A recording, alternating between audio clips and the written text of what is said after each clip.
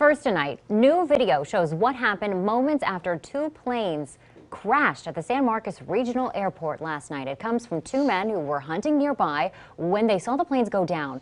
You can see one of the planes erupted in flames. 3 people were hurt. Later, this video shows a crowd of people rushing to help them. Thanks for joining us for KXAN News at 5. I'm Sydney Venter. I'm Robert Hadlock. Our Caitlin Carmoot has been digging into what happened last night. She's joining us live now from San Marcos. Caitlin? Yeah, both of those planes have been totaled. Investigators tell us that one experienced pilot walked away from this. And we don't have the updates on the 2 other victims involved, but we're learning that the student as well as the instructor are alive, and that's all thanks to a Hayes ISD employee who just happened to see it driving by on his way home. I didn't think anything of it until I realized that they were pretty low to the ground, and they were really close to each other. I dived into the plane and I started trying to brace him so we can get the tension off of the seatbelt and he can get out. So you see fire, you run towards it. The normal person would say, oh heck no. Yeah, it was just my instinct. I couldn't bear to have that on my conscience of someone, being hurt in ways like that, especially when I see 2 planes falling from the sky.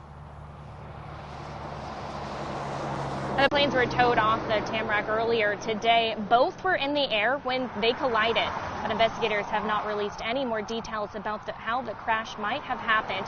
I did talk to an aviation expert today about the nature of communication here at the San Marcos Airport. He tells me the airport does have a control tower, but it doesn't operate 24/7. In fact, at 7 p.m., this accident happened around 7:30 last night. So there could be the possibility of some confusion on the part of the pilots as to whether they had access to tower or air traffic control services from the San Marcos Tower. The other thing is that once the tower closes, then there are a defined set of rules as to how pilots should communicate on a common frequency. Now, both the Federal Aviation Administration and the National Transportation Safety Board have been investigating this. They haven't been able to say what might have caused the crash, and we also don't know the names of the victims.